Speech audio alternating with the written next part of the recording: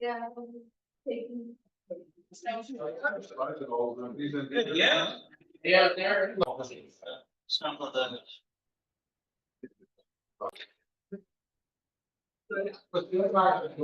Good afternoon, everyone. We'll call the meeting to order at 1 p.m. We've done roll call, Sally. Are there any declarations of interest? You can say them later too if you want to. So we need an adoption of the agenda. Result that the agenda, the July 14, 2025 board director meeting be adopted as presented. Miller, Taylor, and Mary Lou. I thought we had a new member, but it's not there. There's no five right now. Okay, great. Oh, all in favor? I knew that, so. Approval of the minutes. Resolved that the minutes of the board of directors meeting held May 12, 2025 be received and approved as printed. Any questions? I have a mover. Paul. Seconder. And then we have the receipt of the minutes of the finance and all in favor? Thank you. Receipt of the minutes of the FNA and PV advisory committee. Are there any questions regarding that?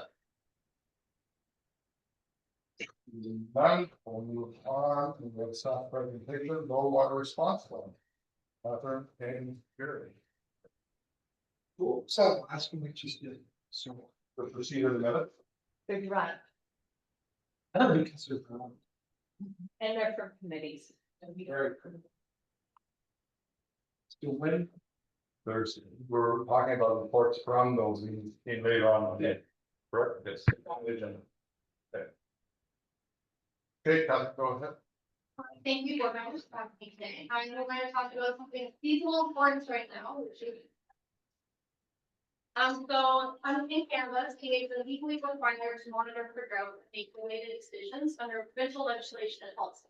So the Conservation Authority provides the legal framework for states to manage water resources in their watersheds, and then Regulation 686 under the Act makes drought water reporting a mandatory service, and so this requires CAs to participate in the Ontario Rural Water Response Framework. Under this framework, we have three main responsibilities. This is to manage our natural resources, organize our local water response teams, and develop and maintain a drought monitoring and reporting system.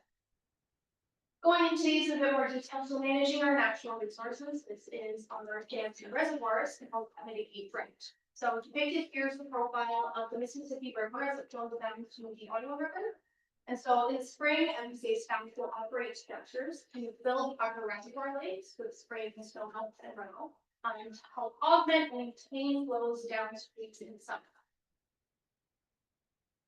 Second was our local water response team. So this is a coordinated effort, but we will help join the team together and we have meetings. And so this includes inviting key staff to join, including our municipalities, some industries, dam owners, and other agencies as interested. And then these meetings, our challenge size growth is imminent or ongoing. But the purpose of these meetings is to share information and cost disciplines, make joint decisions on drought status, and then improve associated messaging.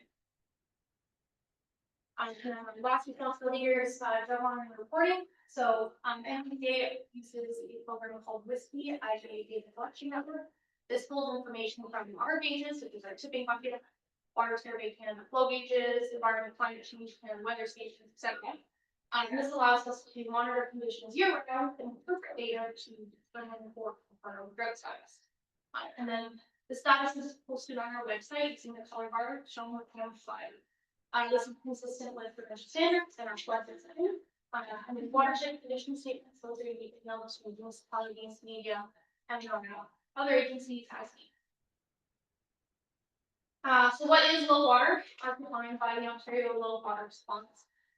This is extended periods of below normal precipitation, often with high evaporation. This leads to reduced lake levels, stream flows, base levels, soil moisture, groundwater. And it also has socioeconomic impacts at both the local and broader watershed levels. Now there's 4 statuses to keep in mind when we're talking about drought. Normal, where no drought conditions exist. These are all our water levels are acceptable parameters. Level 1 is the first indication of potential problems. This is primarily used as a warning level, and the focus is on conservation of water. Level 2 indicates a potentially serious problem. Again, the focus is conservation, but this may be extended to restriction on non-essential uses. And then level 3, and ideally we don't get here, indicates a failure of the water supply to meet demand. And then the focus here changes to regulation. So the Ontario Water Response has specific measurements of calculation of precipitation and stream flow as indicators of low water. And the threshold are shown in the table there, but what's important is that precipitation and stream flow, those are indicators that we are mandated to track and calculate, but we also take into account a few extra things. So our upstream reservoir status, we look at our water levels and our downstream flow requirements. We look at air temperature as it relates to evaporation, and we look at our weather forecast. Are we expecting a big chunk of rain, or are we expecting some really hot temperatures for prolonged periods? Now historically we had manual data collection and implementation. This included manually calling gauges and taking readings. Then we implemented WSKI in 2011 as an automatic data collection network.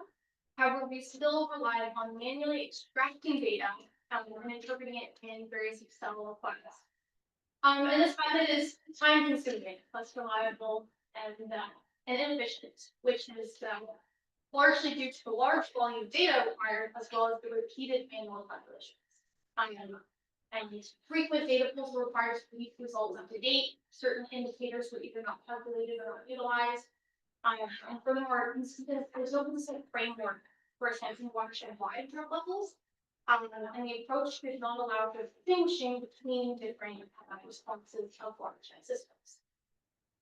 So now, as we continue to automate and improve, this is our new rural water response program. So first of all, due to the different response times and conditions that we see within the Mississippi River and Park River, we've separated these watershed and imported.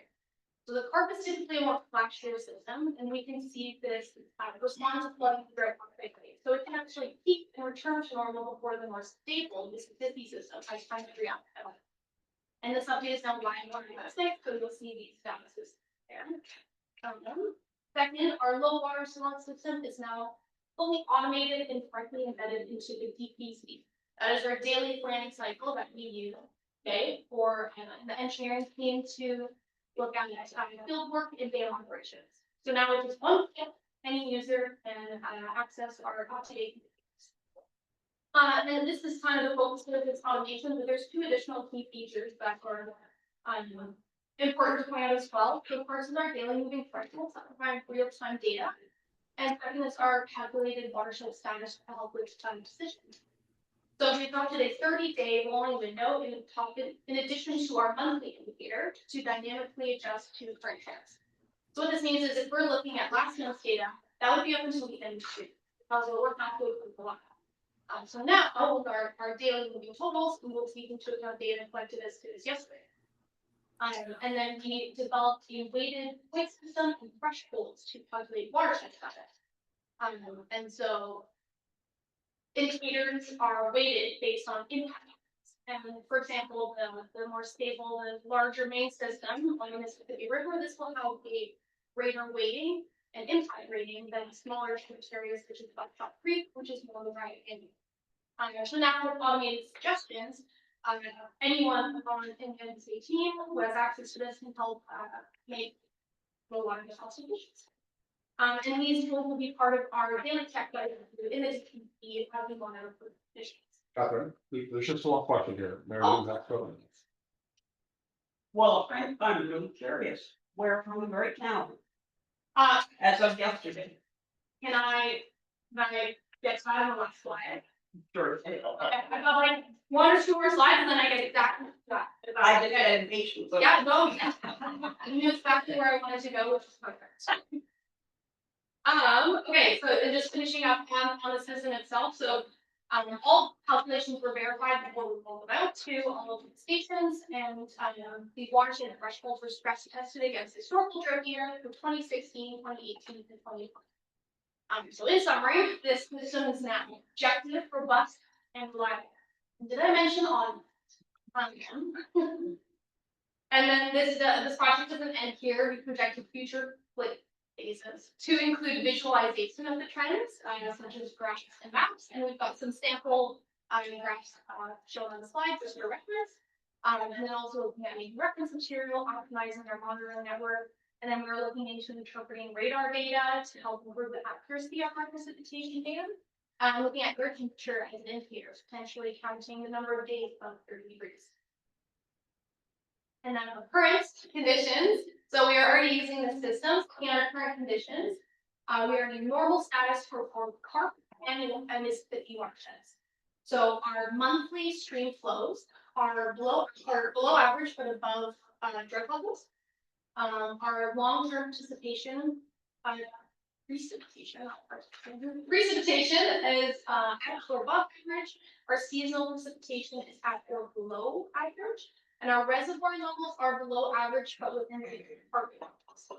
And looking at the environment, climate change, and long-term forecast, this number was expected to be above average temperatures with near normal precipitation. So June we saw above average temperatures for sure, and we saw less than average precipitation. So this did start to trend us towards level 1, and then July is expected to continue with above average temperatures, but we're supposed to see near normal precipitation.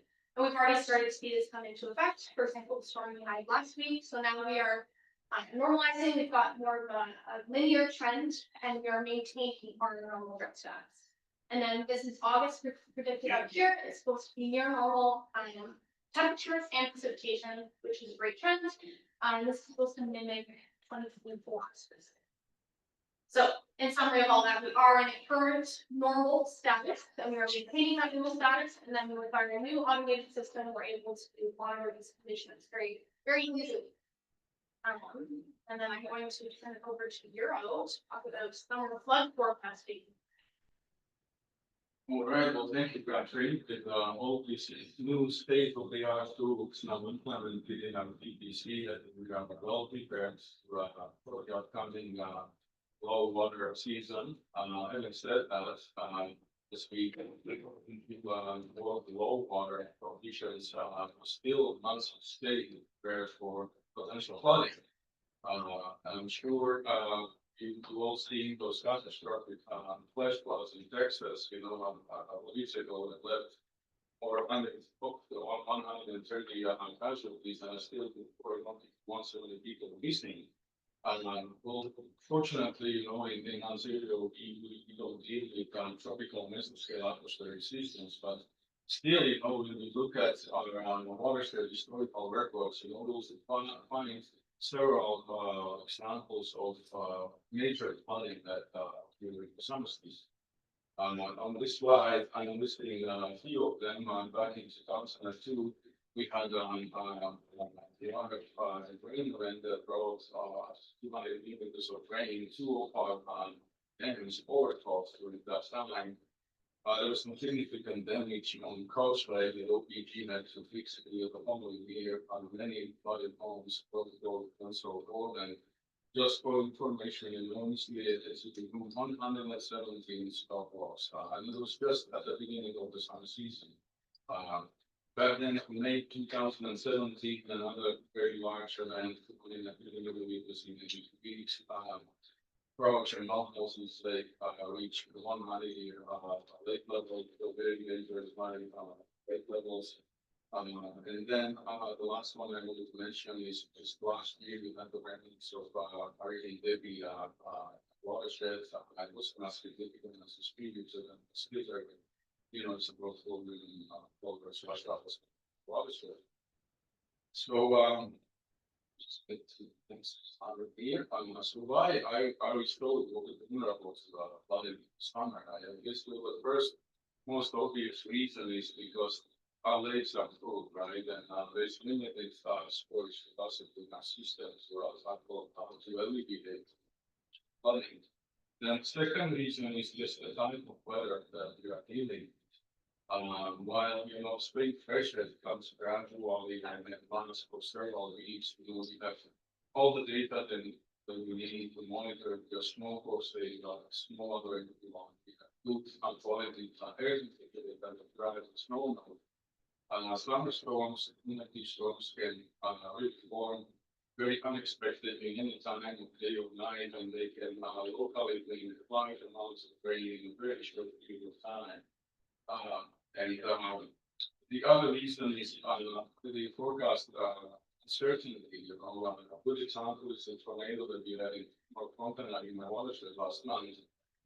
Just a few hours before the storm, the local weather forecast for a 40% chance of rain and leaking to 1 to 2 millimeters, right? And a few hours later, we had a tornado forming 4 meters long that brought 30 to 50 millimeters of rain from the other place.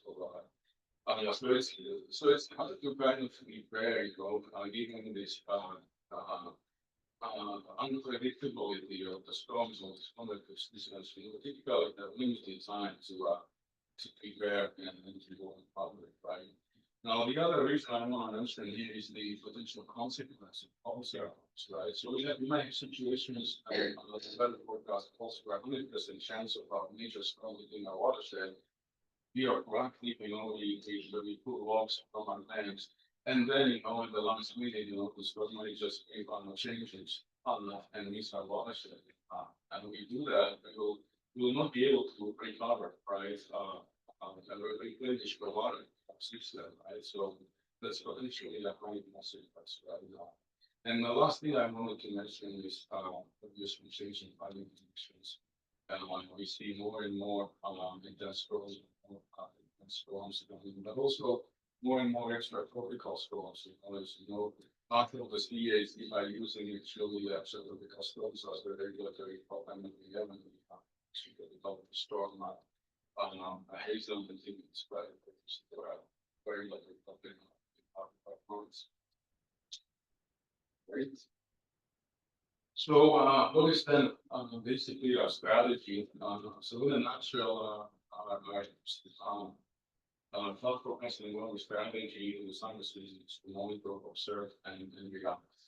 And this strategy is supported by real-time watershed monitoring system. We have now several dozens of stations where we see real-time data from our system. So throughout the season, us basically around the clock monitoring the watershed system.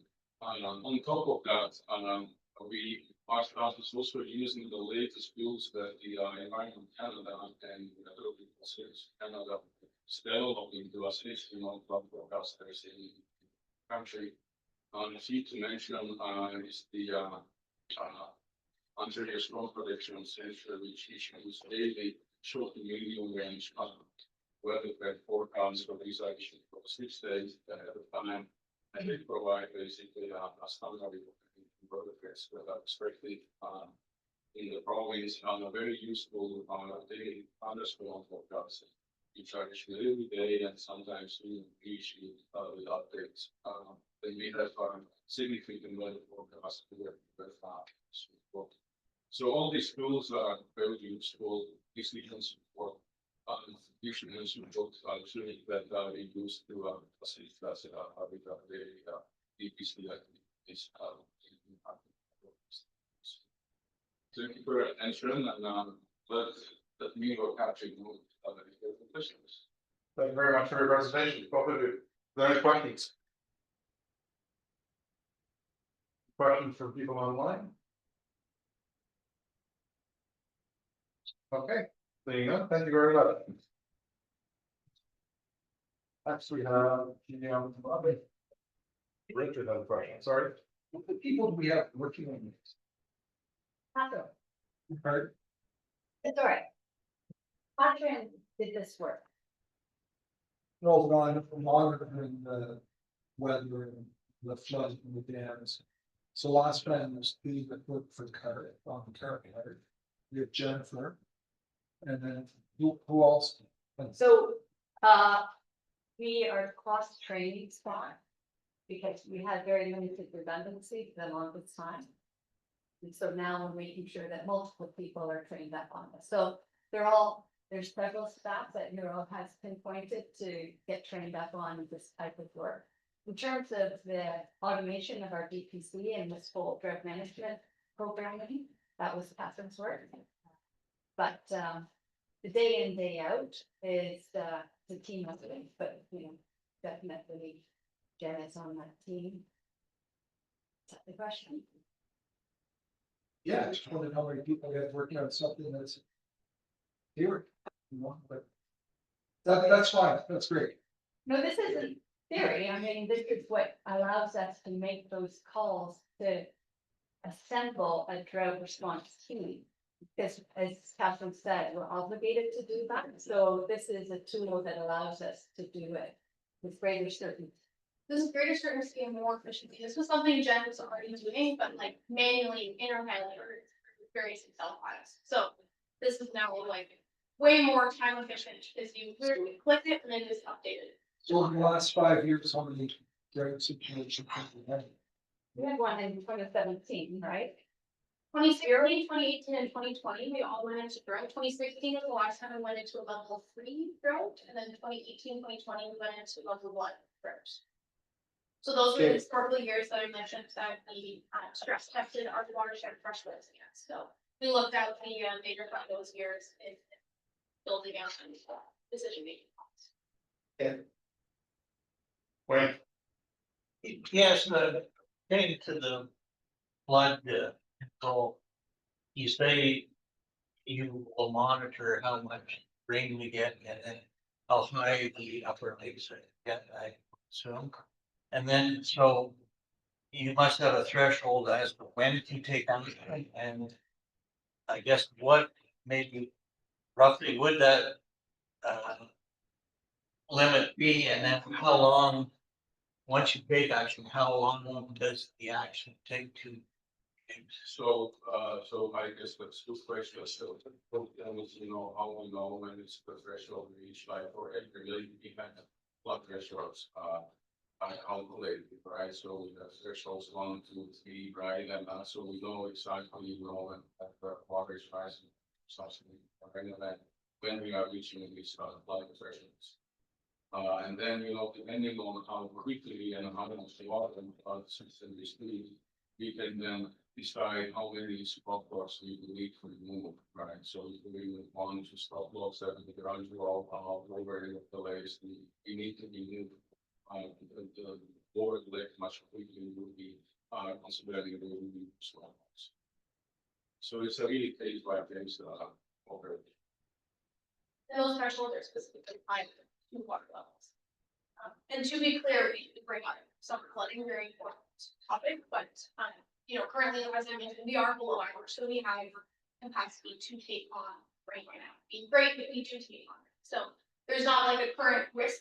I don't want to say it's not going to happen, but there's not a current risk that we are worried about with flooding, but it is something that we definitely. there it is. What are the levels now in the upper lakes? Which is our storage capacity? Are they at or do you? Max? We are reading us on the target level, so it's a target, right? It has, it's basically it has a minimum maximum, so we are providing where we need to be. What actually mentioned is, we are not at the top of the target level, so there is still some capacity. Yeah, we're generally like below historical, but nothing to worry about historical levels because again, they're not in bleach. So that's what we said. Any other questions? Thank you again. Thanks for. We'll move on to item 4, GM update, presented by Sally Martin, there for information. So, let's pull up my PowerPoint here for a moment. There we go.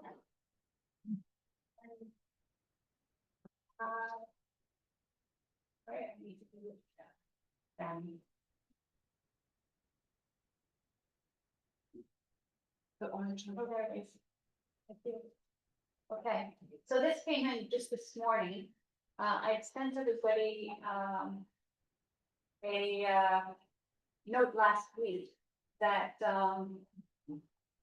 Hassan Bassett has been appointed by, the province to act as a conservation executive. It's been clarified that he's now a deputy minister.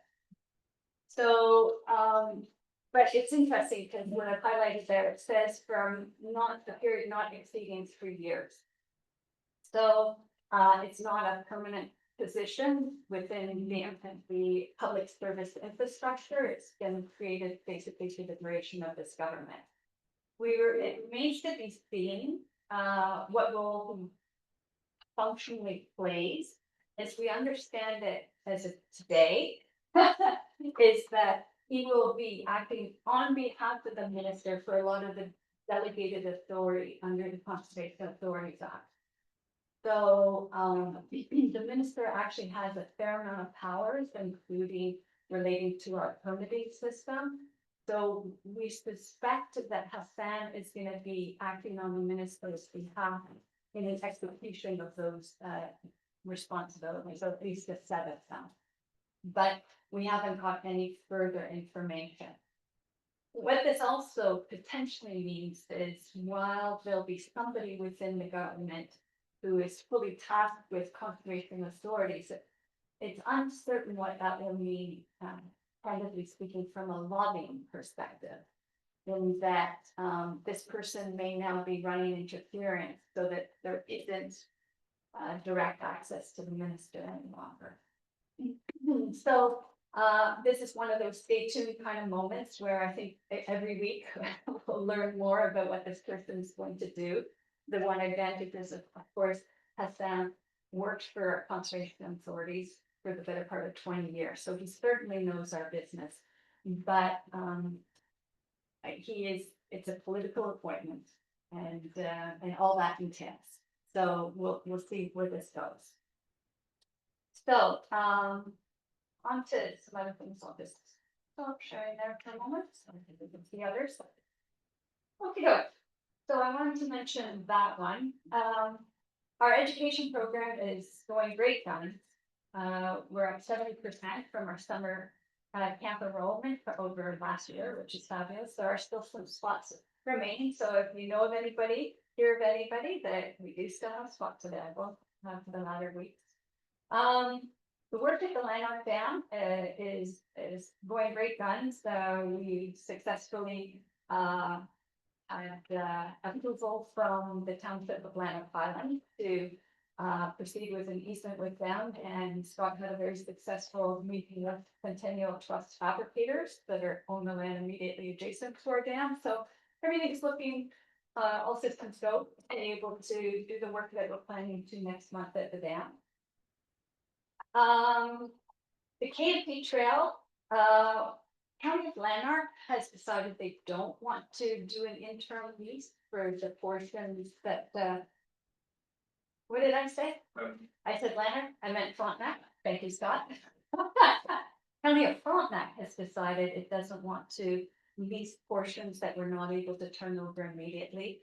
So while we're like this close to signing the agreements with Lanark and Renfrew, we just have to have another look at them to see what implication Frontenac position has on that agreement, because there are some cost sharing implications that are things that we agreed with all three. Now Frontenac's out, what safety position on those cost sharing and so on. So we're just gonna be following up on that.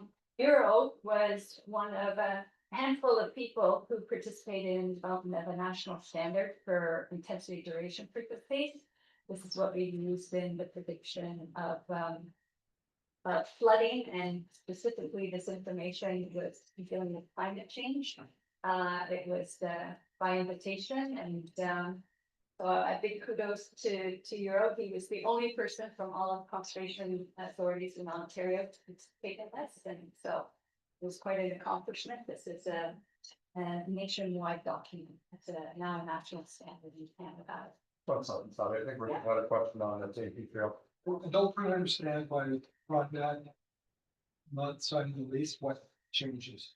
So you might recall that we had agreed that we were willing to have clauses related to how much we would contribute to a combination of leasehold improvements as well as the legal investigations associated with getting free and clear. If we're dealing, so.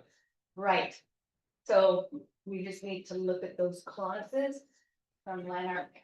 So it's more the titles one, less so the leasehold improvements, obviously, but the title one. That we need to just review that to look at the potential consequences. Because it's a fixed amount. We negotiated a certain dollar amount based upon all three counties. Now two are in, one is out. So we just need to revisit that and make sure we're all still on the same page about how that clause is gonna function, if it would come to fruition. Hopefully it never would, but we just need to clarify that. So we're spending money on lawyers to clarify. Well, not yet, but if we need to, we would. It's only if we need to change the wording. These are the sorts of wording issues that we ran into on the water and sewer connection here, right? So we're money on the table. Yes, I am willing to spend money on a lawyer to make sure that it's. That's it. The point is, there is no money on the table. And the longer this takes, somebody might say, why are we going into this agreement in either one of the counties? We're not going to drag it out, that's for sure. Okay, We because just, to me, it's just a no brainer. It's saying nothing's changed. 99% of the contract is rock solid. It's just this one clause. We want to make sure that we're all three parties are on the same page before we sign. Okay. So there's no misunderstanding. Okay. The next thing I just wanted to flag is, we, hired two new people to replace others. So Spencer Pye is a new civil engineer and Rika Brown. So, they've joined the organization and Rika's position is actually being jointly funded by South Nation and Rio Valley. She's going to be a shared position, between the three CEOs. And the last couple of things I wanted to flag, and this is, one is the conservation leaders. This is a Lanternal Leadership Award that, I guess they pressed the pause button on for the past few years, but if you know anybody in your community who you'd like to promote for this award, the details are in there under item 19. And then if your municipality isn't doing any sort of promotion around Green, Drain and Dry, you know, in terms of boat traffic and making sure they're not transmitting invasive species, I would just encourage you to do so. It is the season and repeated messaging from any number of challenges will help to get the message across. So, again, the details are in the booklet. Thanks, Alex. Any questions for Tali covering the report? Any questions for the people online? None, thank you very much. Oh, very good. There was one, and perhaps I just missed it. But between the Leonard Dam improvements and the KP Trail, there was 6.0 Milliken Tail Museum having been successfully accepted into the Canadian Conservation Institute's on-site assessment program for facilities and collection. Can you give us a little bit of background on that? What it means when it happens? Whether the assessments happen? So, I'm gonna turn this over to Scott just to make sure I got this. Yes, we applied at the beginning of the year. We're under successful early spring. So CCI came in at the beginning of June. There's a 2-day on-site visit. First day was more around facilities, maybe more on the collection side of things. So we had a good sit down meeting with them. They asked a bunch of questions. So the purpose of that is to hope to now turn around the report by the end of the summer. So we're expecting one probably in September. It just lays out the visit, lays out the status of everything that we have done so far, possible areas of improvement. And then, there's gonna be a follow-up visit that's scheduled for a year from 9 to 8 to see if we've been able to implement any changes or how things are going, so that's it. So we would look forward to a report in September. Yep, that's the goal. Any other questions? For a new one? Seeing none, I'll go to item 5, it's in camera, I'm gonna read the motion. Resolved that the board of directors move in camera for discussion of the following matter. Labor relations or employee negotiation, and further resolved that Sally McIntyre remain in the room. The remaining MVCA staff leave the room. Can someone move that? Helen and Mary. All in favor? Carried.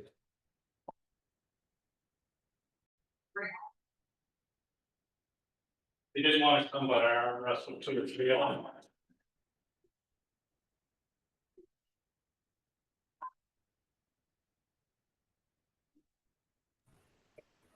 All right, so I'll read the motion. Sally, Yes, Go ahead. no, go ahead, I'll wait till he's finished. Did you have a question? I'm gonna read the motion, so if you have a I'm just, question. no, I'm looking at the next item and we don't have an item 6, that's all.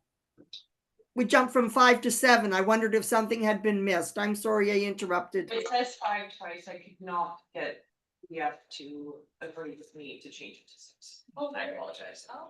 Okay, so we're gonna read the motion. Go from there. Resolved that the board of directors approve 1, changes to operations as recommended by the general manager, and 2, updates to the scoring grid as recommended by the general manager. Someone to move that? Janet, seconded by Paul. All in favor? Carried.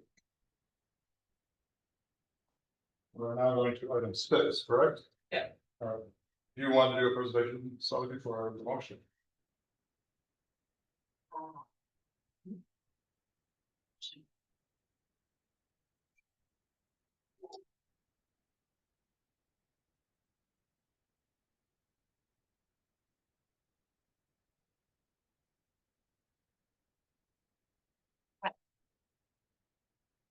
okay, so, several of you were able to participate at the meeting last month, with, Eric Lockhart at the Mill Hotel, but not all of you were able to. So I wanted to recap on some of the key points that came out of that meeting and just make sure everybody was aware from, and if there was any opportunity and need for further discussion today, because my intent would be to, take the time between now and when you return in September to flesh out a first draft of the strategic plan. So, I'm just gonna run through what the key priorities were that the group, identified and the objectives, and there are a couple of nuances actually that I'm putting on the table today that, because we had a staff meeting on Friday morning, I put the draft ones in front of them, so there was some comments made from staff that I wanted to share with you as well. So the first priority was to invest in infrastructure renewal, and, with one of the top priorities being that we need to deliver on the Pashwakamak Dam, replacement. We need to include all of our assets in the asset management plan. Many of you will know that, we only did the water and erosion control structures, our structures last year, so we need to, address the balance of our assets. That we need to address these various gaps in our land inventory, associated with unclear title around our dams, et cetera, especially when we look to doing further work there at our dams going forward. That we need to continue to assess and pursue, various revenue opportunities, and we need to build our capital reserves for future sustainability. And on that one, if you may recall, our capital reserves only, were funded at this time for 10 years. There's no money going into reserve to fund infrastructure beyond the next 10 years. The next, priority that was identified was to enhance community awareness and education. So to that end, there's a desire for us to develop and implement a comprehensive communications plan. While we're doing some comms today, it's recognized that there's a lot of room for improvement there. that we need to expand our education program and that while we're going to do work in that regard, again, there's more opportunity to do that. And I'll just clarify that that's both a category 1 and a category 3 title, education programs. We have obligations under the Act and regulations to do education. Develop partnerships with targeted groups and to implement an engagement plan with elected officials. The discussion on that was that, you know, there's not only room for staff to enhance our engagement to communities, but at the political level, there's an opportunity to exercise greater influence, particularly at the provincial and federal level. The next priority was to expand use of science-based models, and so implement our hazard mapping and management strategy, which is going to be coming to you in the fall, and including a funding approach, area climate scenarios, and to assess the watershed impacts, and to share those findings. And this, you know, these all play into each other. That's a major common objective, is that we're doing this analysis and then we're sharing it with people. And then the next one, it's highlighted in red because it shows up in the next slide as well. Take next steps in modeling rural water quality and quantity and assessing vulnerability. So this has to do with source water protection and the fact that the legislation really addresses municipal communal well supplies and intakes. It doesn't really deal with all the rural residents who rely on private well intakes and wells intakes. You have a question? We're taking on that. That's one of our priorities. It was identified at the workshop by your peers. Really? This is why we're having this discussion. So I'll go on to the next one. The last priority for the next 5 years was the plan for long-term viability. So the first one was to develop business plans for category 3 programs and services. And I wanted some clarification on B because I wasn't sure if it was relating to just category 3 or all of our programs, because it says develop and assess options for sustainable program delivery. And I see a strong overlap, you know, in terms of long-term viability, business plans. So I just wanted to clarify sustainable program delivery. If that was envisioned just with category 3, if people remember, or if it was across our portfolio. If anybody happens to give the Notes.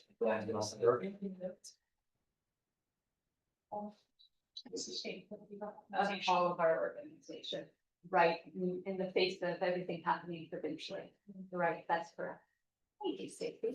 So the next one was partner with others to pool resources for mutual success. Invest in employees and succession planning, and then the last one again was what I viewed as a bit of a duplication from the previous slide, which was to enhance focus on source water protection. So that's what was discussed at the workshop that we had last month, and so that's why I'm presenting it, because if there are differences of opinion, it'd be good to get them out on the table now and we have a bit of a discussion around it. Lots of questions. You skipped over the proposed vision, which I strongly detest. Oh, sorry. How do we really feel good? I highlighted it.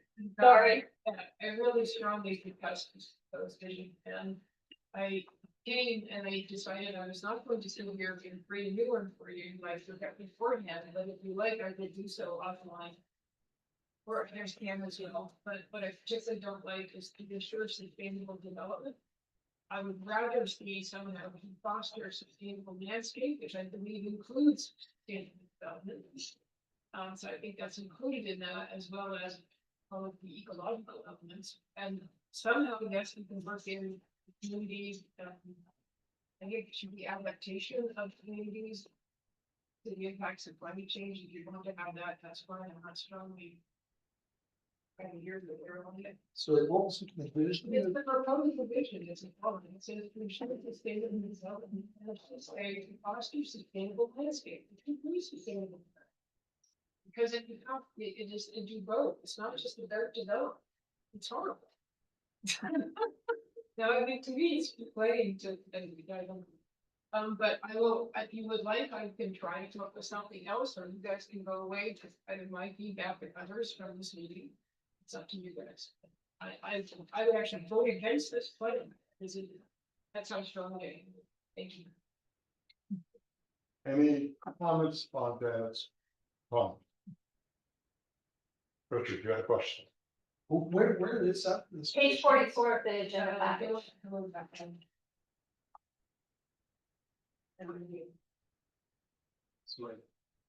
Well, my only thing is that the wells. The other thing, but you said there's two that staff cannot do, were they on that? No, that it was the duplication between slide. Those. On the, Sorry, I mean, I don't have it. I thought you said staff added two more. No, they didn't add, they had comments. So, Oh, okay, yeah, so the. Enhanced focus on source water protection and the take next steps in modeling rural water quality, quantity and assessing vulnerability. That was viewed to be basically a duplication, and I just felt we could probably use a second one and just stick with the expand use of time-based model to do the modeling. Because the modeling essentially would be, you know, helping us do water budgeting and identifying where the vulnerabilities are going forward. Water budget was one of the first things that was done back in, 2009, 2010, when we were doing source water protection. We were just getting into this game. And it was I'll call it a tier one. It's called a tier 1 euro water budget. Yes. Yeah. So so it's if that's what the complementary. comments mandated us to do, and we build it, and isn't there a source water protection committee still between the two conservation authorities? That's correct, but they don't do studies. And so we're gonna spend money to do studies, something that we're not mandated to do. We are mandated as CAs to support municipalities to the extent that they want to be supported. So if you want us to do this, that's why it's in the strategic plan. If you want us to do this, it would probably become a category 2 initiative. And this was. Can someone tell me the logic that we're gonna get into the rural well business and take that one on fire? I wasn't there, and that's fine, but what was the discussion on that? You want to answer that first, and then Yeah. we'll go to Kathy?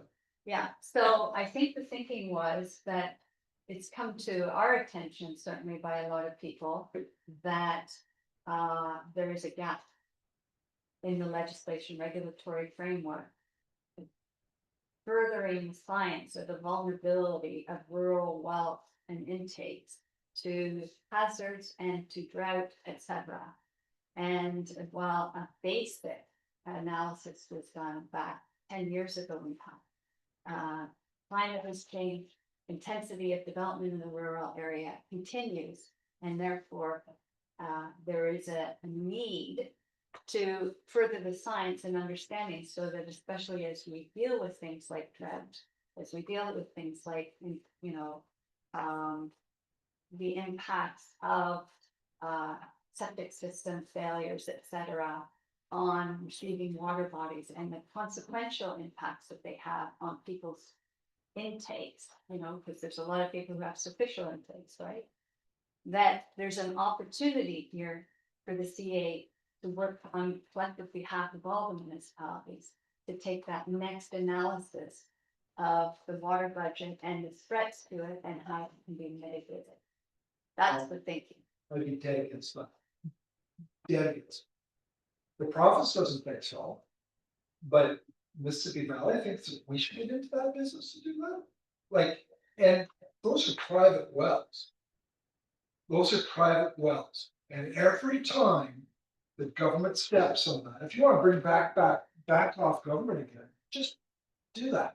See what happens.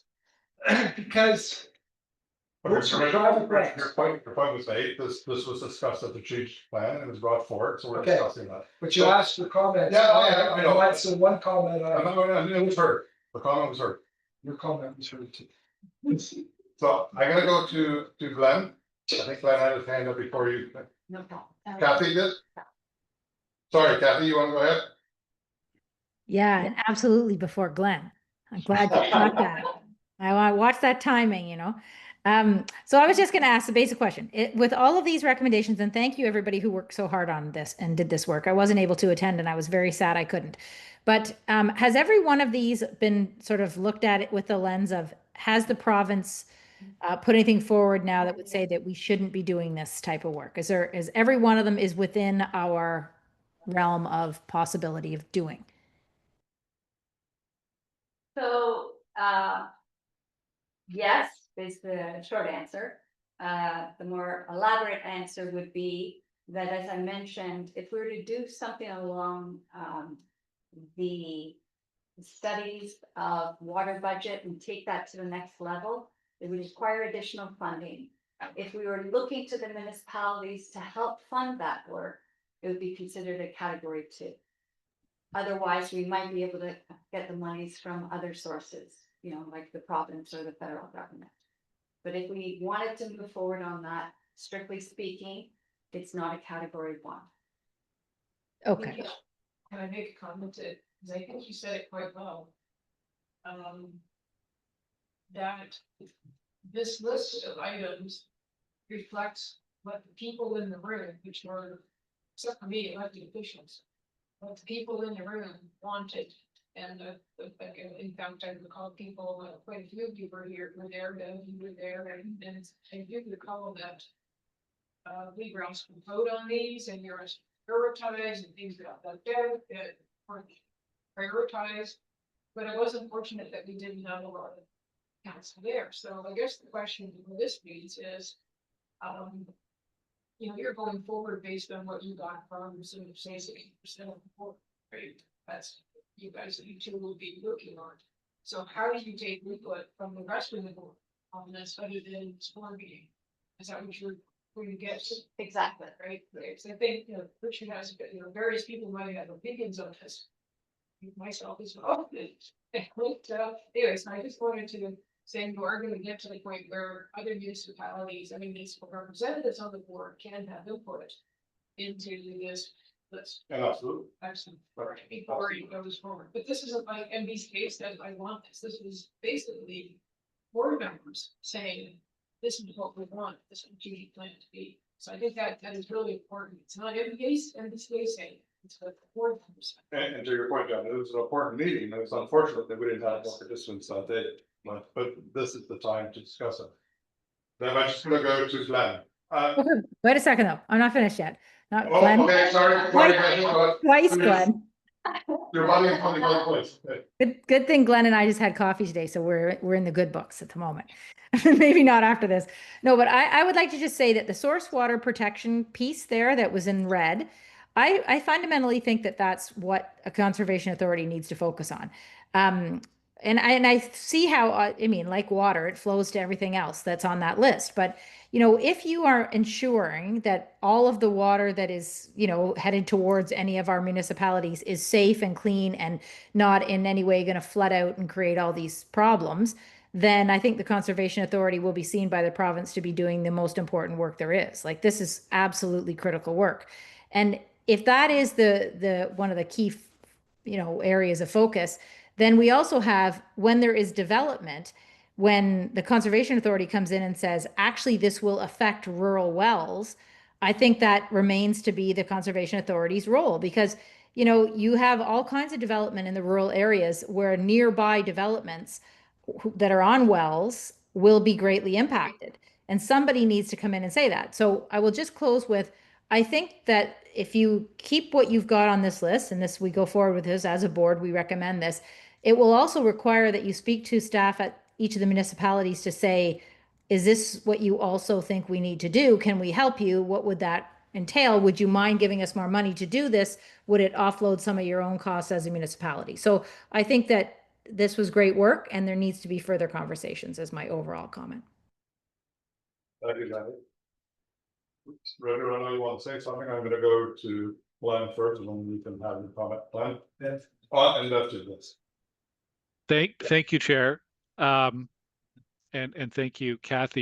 You made one of my points. I can see why you wanted to go before me, which was around just that concept. I thought Okay, first of all, I think this summary does generally a really good job at bringing together everything that was discussed and trying to streamline that and put it into something workable in front of us. And I think we're almost there, and we've made a great deal of progress with that meeting and then this document. So we're getting there. So good job to everyone who's had input and been involved on this. I thought one of the ideas that I keep bringing up in my head since that meeting was whoever had the suggestion that we rebrand as a watershed authority. Now, I'm not suggesting that that be a priority because I think that deserves some discussion and understanding what the implications are. But I think, um, like Kathy said, the impacts of climate change, the protection of property and of people from flooding, the attention that there's been in the last week or two on what's happened in Texas, the big Don Valley flood in Toronto last year. I think this is a really compelling idea that will get people more interested and engaged with what the Conservation Authority does. So I guess my question would be, we have a recommendation that a priority would be a communications plan. Does staff see it as part of that communications plan that there would be a review of the branding or a focus on how we communicate what we do? Is that assumed as part of that, or should looking at our brand be an additional or sub item of that communications plan? Okay, so first off, I'll let you know that of course, as soon as Hassan was appointed, I sent him a congratulatory letter. And I said, let me plant a seed in your head, sir. What do you think about rebranding us as watershed authorities? And he liked the idea and said it has merit.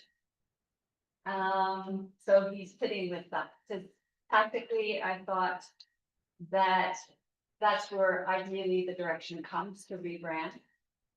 So I would want to have some time and space for that, he's got to settle into his job, figure out priorities, get his letters mandate from the province, and I'm hopeful that that might emanate through that process.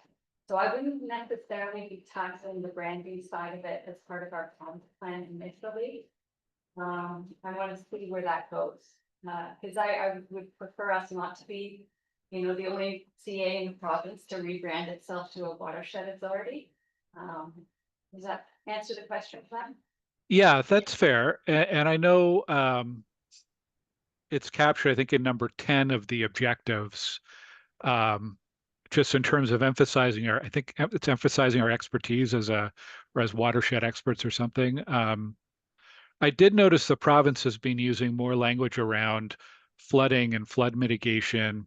Anyways, as we develop that communication, I just think that really has to be top of mind. I think sometimes people get lost in the permitting of aspect of what MVCA does, and like, why do we do that permitting? Why are we doing that? Well, it's flood protection ultimately.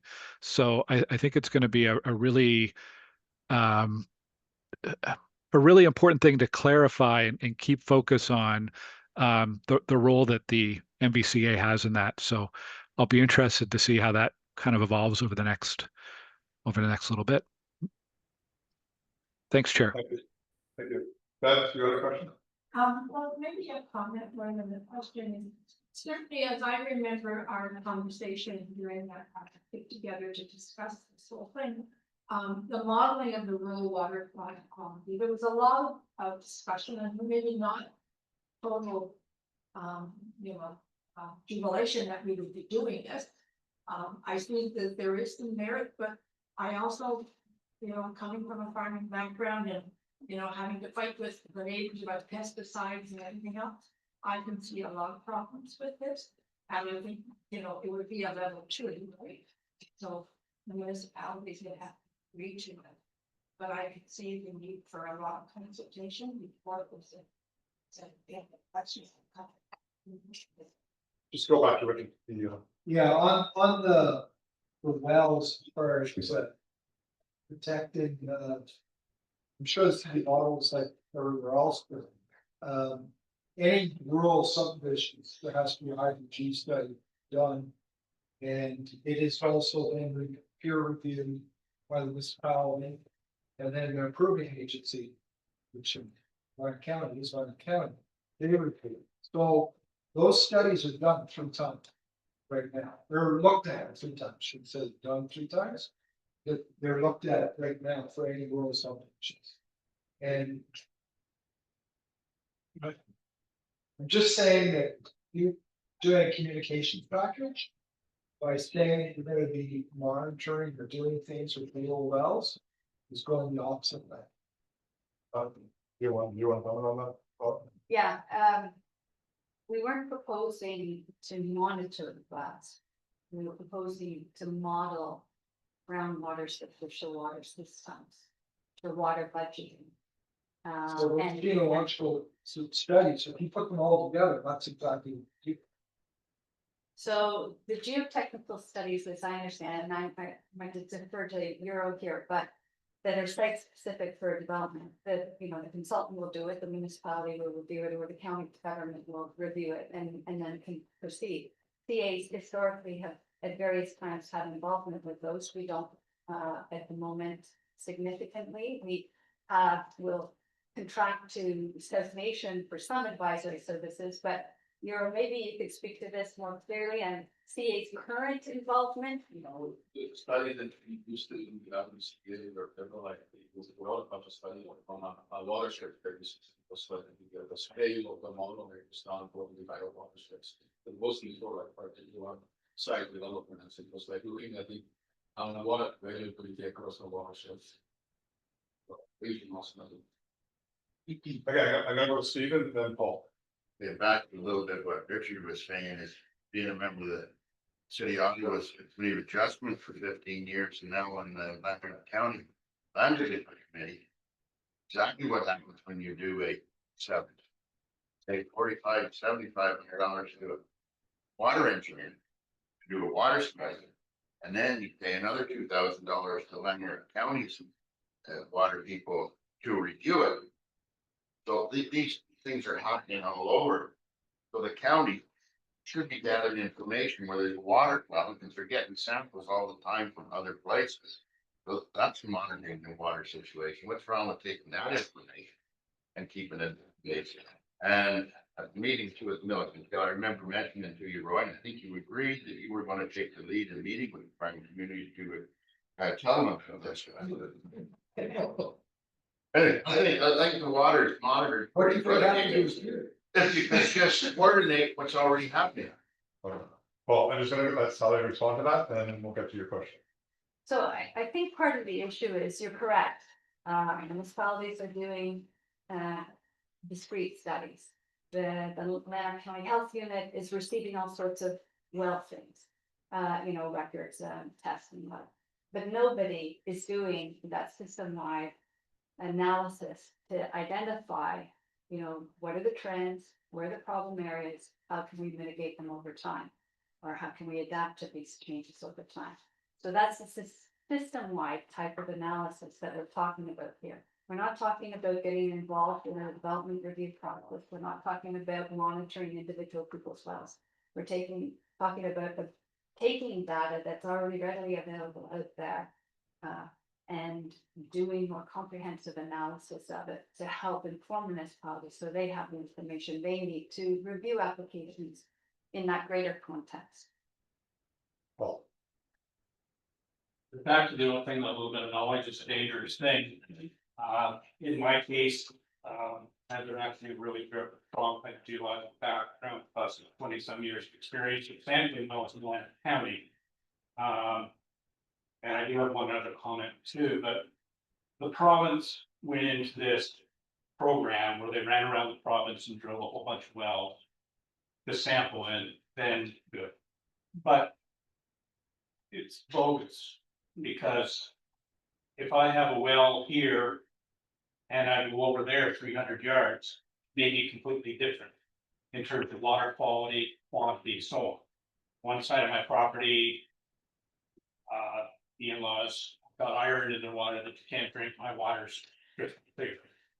So when you start getting into well work, it's very site specific, and you really can't draw widespread analogies because of our geographic nature in the area. We're running through karst topography. If you're in a Nepean sandstone situation, you can end up with something like this, and that with large contamination areas. And then you get into the field area, which doesn't have water quantities, where it may have iron contamination because of the sandstone that's moving through the thing. And it gets really, really complex, and you end up with a whole bunch of stuff that at the end of the day is pretty meaningless. Except for on the one specific site where you got the data. So I'm thinking that as far as the water budget, I agree with you on surface water stuff. You know, fill your boots, do whatever you can. You start looking into groundwater issues and you're dealing with a whole different monster that really at the end of the day, you can't really resolve. I can tell you the village lantern is a bacteria problem because what the people in the bottom end of the town are, they are drinking what the neighbors put out of their kidneys a couple of nights before. So that's sort of it. You know, I know there's an area with boron in it, which is like 3 houses of boron. We have a couple of plumes around that are impacting certain houses, or in fact, those cases, very large houses, but overall, does that really mean anything? It really doesn't mean a whole lot. So anyways, the other thing I take umbrage with is something called watershed authority. And I just sat there thinking from a Ministry of Environment point of view, well, wait a second, what's that gonna communicate out to people? Oh, they're total authority. Well, no, they're not, because M&R does stuff. In my former role, M&R do a lot of water stuff. And there is the MOE out there, surprisingly enough, there might still be a few officers who actually get off their ass and do something. But they are out there to do water quality stuff. So I think sticking with conservation authority is what your focus is. It's not on a watershed. There's a lot of people doing watershed authority stuff, not just the MVCA. So conservation authority, yes, we understand what that is. If you put something out that looks there, I would take 32 years to stand, wait, you're trying to do the cert, the Ministry of Environment, M&R, and the other people that are involved, Watershed Canada, are you the authority for doing the watershed stuff? Like when they're doing their measurements and stuff, Environment Canada, think they're playing around too. So that's my opinion, would be a no-go for some. Okay, I'm done. Glenn, I see that your hand is still up. Is that from the previous question, or do you have another comment or question? It is, it's from previous, so I'll put it down. Thank you. Okay. Are there any more comments or questions? Because, You guys are finished, sweetie. oh, I'm sorry, I didn't see it. See? Sorry, just have to unmute. Just to jump on what Kathy was saying, I totally agree. My question would be, with municipalities, do we have a ballpark? Like you're talking about communications and whether they want to fund it. Do we have any sense of, you know, $50,000, $500,000? Is there a ballpark? And is there an appetite? So I think to Kathy's point about reaching out and having conversations with the municipalities, I think that's key. So RBCA, our partner in source water protection, has under its role as the Source Water Protection Authority implementing agency, has scoped out some scope of work already for doing an update to the water budget. I don't have that dollar figure handy to share with you. So, but I can definitely follow up and get that number for you. Any other questions? Particularly for the people who weren't there, maybe? That helps. Answer the question. Hello. I agree with Richard and Paul, that there are enough agencies already looking after, and we should, and Roy, you know as well, in the rural area, you have a lot effort and you can't sell it, you can't put anything on it, you can't do this, you can't do that, then you have potable water, and there's somebody looking after that, so I don't see the need for this at all. Okay. Yeah, I just wanted to make sure before we close this out, that there's a methodology or process for submitting comments, for all board members who submit comments on this, and tell us what that is. Sure. So My request is, that if you have further comments, that you get them to me ideally, by mid-August, recognizing that this is the vacation season for many of you. So if you can get me your comments by mid-August, then, I will use that to inform a first draft that I bring back to the board and it's my goal. Thank you. So are you gonna create another draft? Probably, or really, looks like. Just more things I'm gonna feel, or not just a draft, but.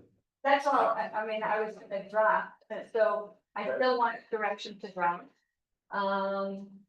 Recommendations for this report, I mean, we probably need to amend, so let's say. Before we work on the amendment, is there any other questions or concerns? Because we've heard a lot of good comments from many people here, and we have to respect those opinions, and I'm just gonna say, and comments are really important.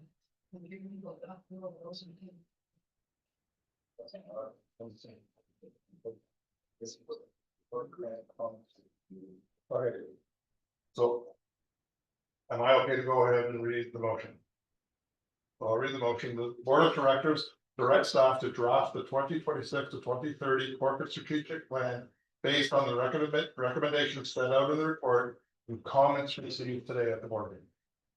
Not Nope. just today. Sorry, comments received. Because yes, it's just not today. Do I have someone to move that? Shouldn't be comments received, but I certainly. Comments received by end of August, mid-August. So what was said to me doesn't count unless you put it in this column. It's recorded, it's minute. Your comments, Okay? comments are valid, right? We're gonna look at everything. Alright, so do I have someone to move that? Beth? Someone second it. Janet? All in favor? Carried. Good discussion. Thank you for that. Item 7, the strategic plan update for remote consulting and presentation.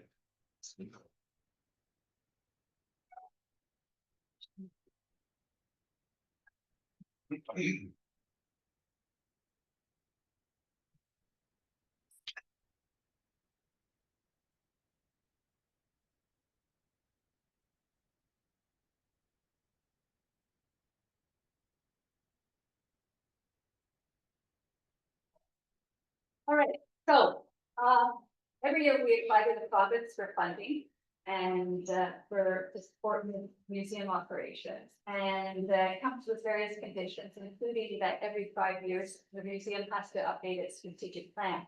So, we had a plan that was approved by the board in 2019, and the province has informed us that we have to update it, no later than next year. Now, it needs to, the strategy, provide a vision and approach for the minimum 5 years. And as you all know, we're 18 months into the 5-year agreement with your municipalities, wherein there's been an agreement to continue this support the museum in the interim, but ultimately with the expectation that it would become self-sustaining going forward. And as set out in the report, there are a number of activities over the past 6 years that have been undertaken to try to find alternative funding sources and for fundraising and discuss this with different organizations and levels of government. And bottom line is that no additional funding sources come in of any sort of sustainable nature or the size of the contributions that we would need.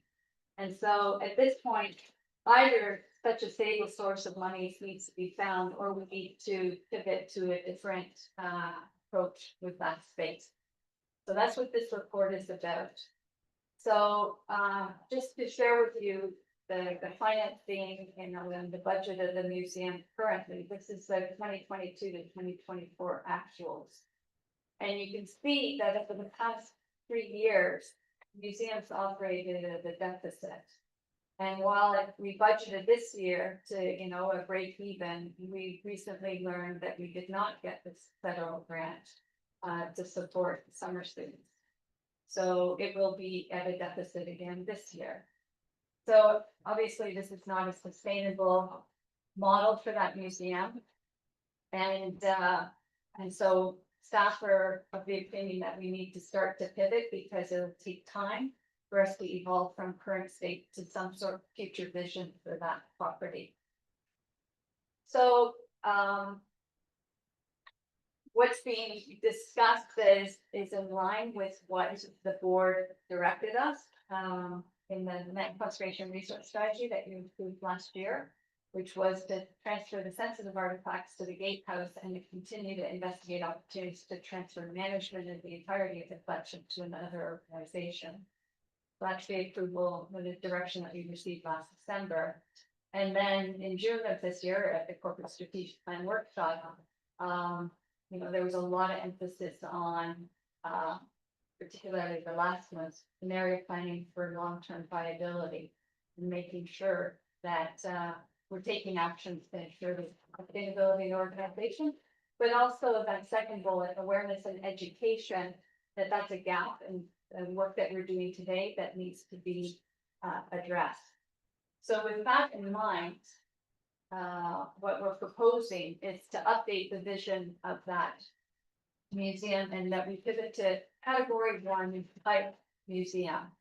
So the museum would evolve from celebrating the lives and works of, Archie Mackenzie and James Naismith to be a vibrant, interactive museum on the Indian River that celebrates the beauty, power, and importance of water and watersheds. So it would no longer house those collections, but we would make it clearly aligned to the mandate of conservation authorities. And then some of the specific objectives we've drafted is that it would tell the story and allow visitors to experience water as a source of life, power, and enjoyment, and the need to protect it. So that gets to the source water protection and the hazard management side of our mandate. It would tell the story of watersheds, how they function, how they shape our communities. So this touches on our dams and how we manage flows on the river. The natural hazards and the work of MVCA to protect people and property. So this would be dealing with our mapping, our modeling, and our whole permitting system to help people understand the reason why we put these, carry out these studies and put these regulations in place. And then lastly, conservation and stewardship and what people can do to manage water and land responsibly now and for future generations. So that whole public engagement side of things and getting people to be part of the season and sensitized to what they can do. So it's a wholesale change from what is there today. But we recognize that what's there today is very important to the local community and to Canada, in that these the gentlemen who are represented there are famous in their own rights on the national stage. And that it also has a history at that site. So what we're proposing to do is to transition the collection to a virtual museum. So there's this technology where somebody can walk around that museum and do a 360 video that would allow us to put that video online, and somebody could walk through the museum as it is today, but online as opposed to in person. And then for all the collection, including that which isn't on display right now, we would upload the entirety of the collection to the website. And then we would work with the community partners, the municipality, and the institutions, some of whom have loaned us some of those exhibits. We don't actually own all the exhibits, to determine how the collection would be disposed of going forward. So that's, what we're proposing, that we move in that direction. So I think the first thing we would want to do if the board endorses this kind of approach is we would begin to have these conversations with the municipality and how do we want to approach this. And then we could return to the board in the fall with the findings of the results of that engagement And then, and only then, seek approval for this updated vision and objectives. But give the community some time to contemplate what we're putting on the table. To explore options themselves and what they might be able to do and then move forward. But we're suggesting that we would come back to you first, probably the September or October meeting, seek final direction so that very early next year you could finalize this plan. Importantly, that we'd like to know what your direction, your preferred direction is before we're tabling the draft 2026 budget, which will happen in November. So ideally by October, we have direction and we feel we're on where we want to go. Thanks, so, are there any questions for Sally regarding this? Anybody online? You want to say some words? Yeah, I do. Thank you for giving us that time as a municipality to take final look at things that as I have convinced you when I started to say people, this is likely what's going to happen. Got a rather adverse reaction. So whether that's going to spur people into action, I don't know. The other thing that is happening is we actually have 3 museums in Mississippi now, and none of them are adequately funded. So as part of our plan, we were trying to see how we could work with the museums to make them more viable, and I think this is just been spurred on. So thank you. Very good. You got up your hand up? Well, I guess to go from Bev's comments. First of all, I honestly feel that perhaps I have failed because I haven't gone out and told people about the threat to the Milliken Tail Museum as it stands. So that of the people who live in Almont itself, in Mississippi Mill, 99% of them are living in a nice bubble that sees the Milliken Tail, which is something they value, as just gently being stable, just gently going on the way it has been.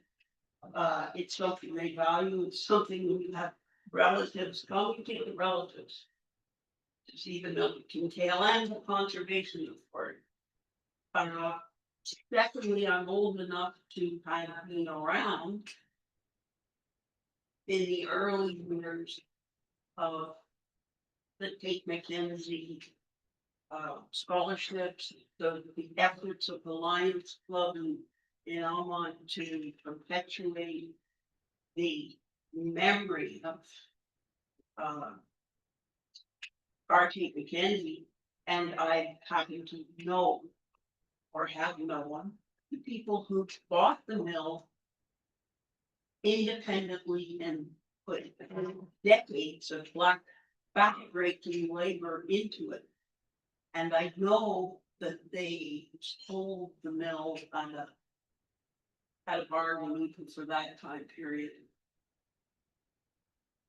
In the true belief that the collection and the place would be safe and taken care of. That was 55 years ago. They really have to do change. But it still feels like a little bit of a betrayal. And I have a sneaking feeling that if the Conservation Authority approaches the town and the residents, the community, they too will think of it as a betrayal of trust. So, if this is what the board chooses to do, then the board chooses to do. The democracy here. However, please realize the depth of feeling that this place has for the people who live nearby or within the community. Having said that, the natural thing for somebody else to say is, well, if they care so much, why don't they pay for it? And the answer to that is, we're still a small town, and resources are fine. I really think that it would be a shame, particularly with the capability to lose that. So you've got to find a whole. If you go that route. Thank you, that's me. Thank you for your comment, Brandon. Richard? Yeah, I sort of thought this was a left field, a wee bit, but I I just don't think the vision of changing it is going to change really, except it's going to change that we municipalities have to. Right now, we have the option of paying for it for every 5 years. We go this route, we don't have any option. It would be that, so I think to make this decision and then go back to our municipalities. And they thought that we brought in. Like we've upped their budget permanently to do it. I think as well instead, the museums basically the city knows everywhere. There's no way the museum part, no matter what you do with it, is going to make a lot of money or make one. That the best you can do is stop the bleeding, try to get towards breakeven. And I think we can do that. I think that, like, I've never seen the budget for the daycare. How we're doing that. I'd like to see that for the daycare. I just can't believe we're not able to make money.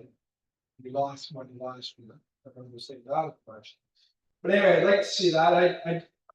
I think we should, I know there's been all kinds of different committees looking at this and local committees. But I think if we want to get this work, we sort of have to have a subcommittee of this board to take a look at it and see how to make it work the way it is. I don't think people are coming to see a watershed thing. It says for the school kids, they're not going to pay. And I can tell you right now that school trips, busing, they don't pay for it. They don't do those things. And I just don't think that's going to happen. And I also think that if we do this, that as you said, it's a board decision. But the backlash from within the greater community of, let's see, greater communities, this part of Leonard County, that it'd be more of a negative thing than a positive, a big negative.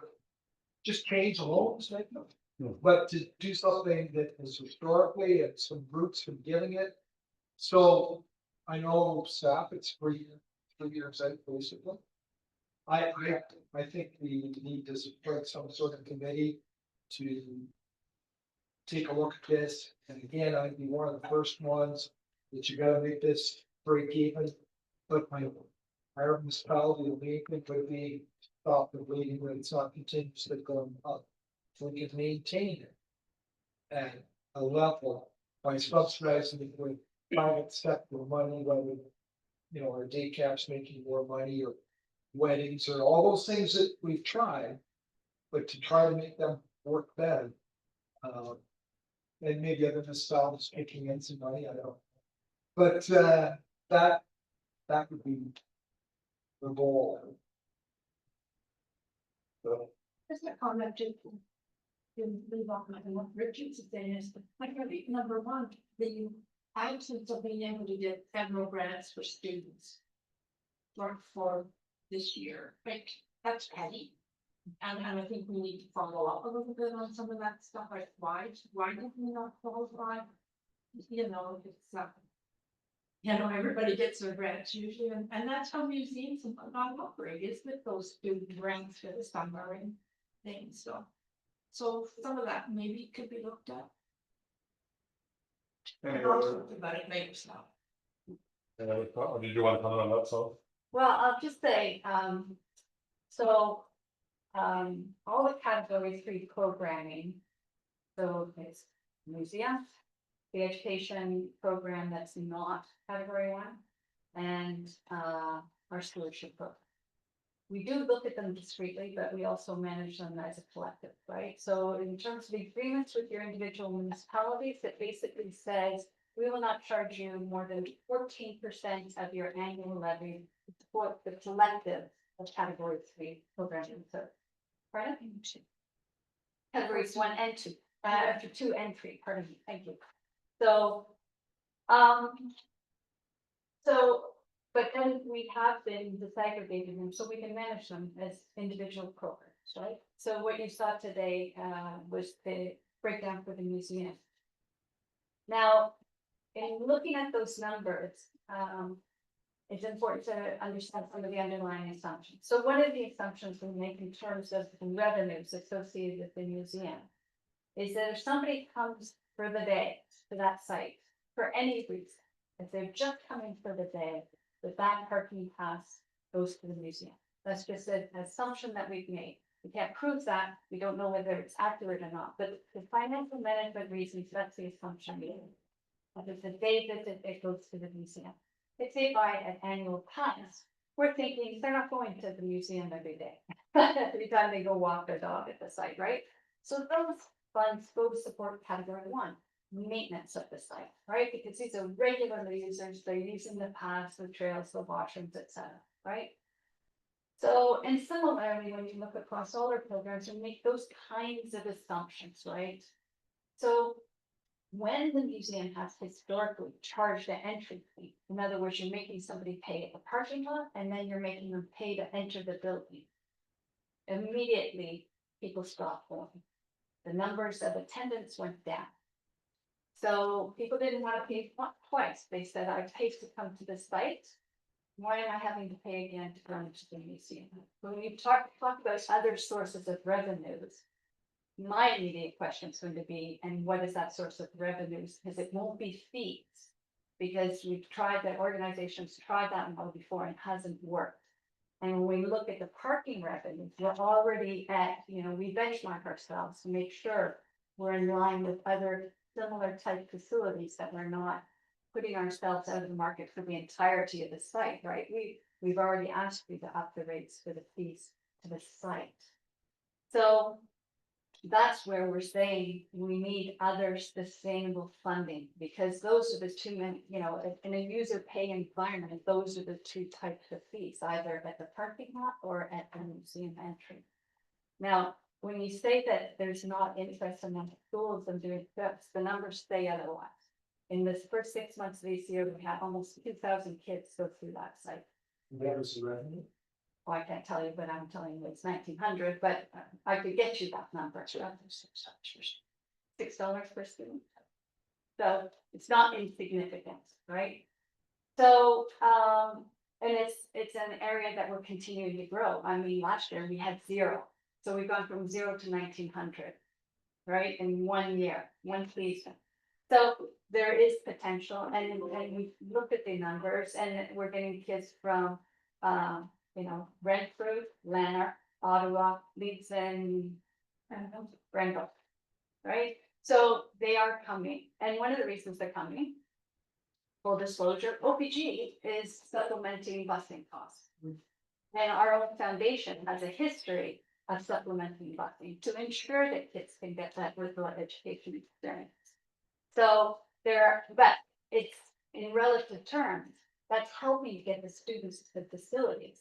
But it's again, not near the level needed to make that museum full cost recoverable. It's supporting schools so that they can offset their costs, right? It's not offsetting our costs, offsetting the school costs to help kids get outdoor education. So I'm not disputing anything you're saying. I'm just trying to give you the full picture then that converting this facility to support an educational program that we have stated through this recently is the workshop that we held last month that you've told me that you want us to build on. I think, we're trying to align our objectives here. We want to wean off the category 3 levies You want to enhance the educational programming of the site. And quite frankly, I think collectively, we want to see that heritage structure used in a productive manner going forward. So that's our rationale and, but we need to engage in the community because we need to create that time, space for them to come together and get that same level of understanding and maybe map out a course of action going forward. Paul first. Paul's gonna get shot. With all due respect, I think the Mackenzie Museum and the Teen Mackenzie thing is having a stay. And I just don't think that it will ever have the drawing necessary to support it. And whether some other location can be found for the artifacts that are there or in story, but they're not really. I think I totally am in agreement with Sally on the vision as an educational center for the youth that would draw in the schools and stuff. There were always programs there where they went down to the Indian River and they frogs and beetles and stuff and did waterfall and stuff. That has something that has resonance with people today because their kids don't get it like that. To go to them and say, okay, we're gonna look at a leather covered basketball or something like that, it has no people. Our kids today, they can do videos, go and look at it, and I think that if Mississippi Mills wanted to say, okay, take that as part of another museum as a second item into the textile museum, they're possibly doing. We had to come to the same decision in our township at one point. We had a museum in Isabel that was drawing flies. And then we ended up, we gave our artifact to Landry. And we provide Landry with a small donation every year for their museum to keep it operational. But that's where our artifacts ended up. I think that's what we're looking at here is that we need to relocate those artifacts. We need to take a vision on that. This is going to be an educational center. It is going to draw these people in because there's something cool there for the kids to do and they get to see water and bugs and stuff that they don't see anymore when they live in those type of places that are just unsafe there. And so that's it. Marty, you're not shooting me. No, You never hand up. but on the other hand, not at all. My question, the reason I put my hand up, was to ask whether the staff had gotten to the point where they have a plan for the building. And the way it would be used in educational programming. Because I do know that the field naturalists, and a friend of mine specifically, have water projects for educating the public and particularly young people. And I agree that the mill as conservation area is a gem. I worry about the future of frogs. 1,900 kids this year catching them. 5,000 for the next one catching them. 10,000 in 5 years down the road. Will there be a frog? But actually, I didn't know who was paying for these buses, and it's Ontario Power Generation is paying for the busing program to get kids there. But this has a lot of potential. It's personal and it's emotional, and I admit that. But the collections are far more important. Particularly the King Mackenzie one. They spent one we could probably take care of on a local level because there are big museums and stuff, but the King Mackenzie one is a gem that needs protection. Anyway, I'm not gonna be late with that. I'm gonna go to Janet and then Richard and we're gonna read the motion. I just wanted to go back in history and say that, and I know you're gonna have to be careful how you communicate this. But the municipal levies used to pay entirely for the museum until they were categorized. So if you were paying, all the municipalities were paying for this. Before the kind of taxation, because that was part of the mandate, right? You know, the general mandate of the conservation. So it was the change in the mandate that turned this into a category 3, which meant that it could not be levied automatically as to pay for its cost. So I think it's important to communicate that. Maybe you have to do it's important to communicate that, and it's important for you to communicate that in a non-aggressive way, but a sensitive way, because it's not because MVCA wants to necessarily do this, it is because they, you know, they're being forced into a situation where they cannot fund this museum anymore. And so I think I just wanted to make that point that historically, the museum was taken on many years ago because there was no issues that we had agreed that it would pay. That it would fund this museum over time. And I guess that was just a good start. I was not on the board then. You're like younger than me, so. But I do, you know, the conversation, back this conversation multiple times, since the categorization. So I just want to say that that's the issue with the board, or with this museum, the fact that it cannot be paid for anymore because essentially all the municipalities are not required to pay for it. And if we all felt, the board member felt the municipalities would pay for this museum, then we could make it a category 2, I guess. I don't know. But I mean, that's the only other option, in which case you're paying for it, and you paid for it before it. So I just wanted to set the historic context. Thank you. So I'll leave the last one to Richard. But we did agree to pay for this policy as a whole. Is what we paid for it for the next 5 years. Right? Next 3.5. Well, Clock 5 is years from when it was done, Yes. one category is came in. And as I said before, I don't think it's realistic for any municipality to think that category 3 is going down to 0. Like it's just not. And I really think that in 3 years' time, that municipalities, if it was held, you know, a little bit of inflation, that nobody's gonna be terribly upset. That would be a win. As far as governments go, that's a huge win. If you can keep it like that for 5 years at a 1 or 2% increase. So anyway, I don't think getting down to 0, no matter what you do, is gonna happen, and somebody be able to pull it out. Sure, you made category 1, category 3 is 0, but this went up. And so the math is there. But anyway, my main thing still is, I think we should have numbers just for that project. What's going on now? Like even the educational piece. I don't know, like if you stop paying for the buses, they are not coming, because they don't have money for the buses.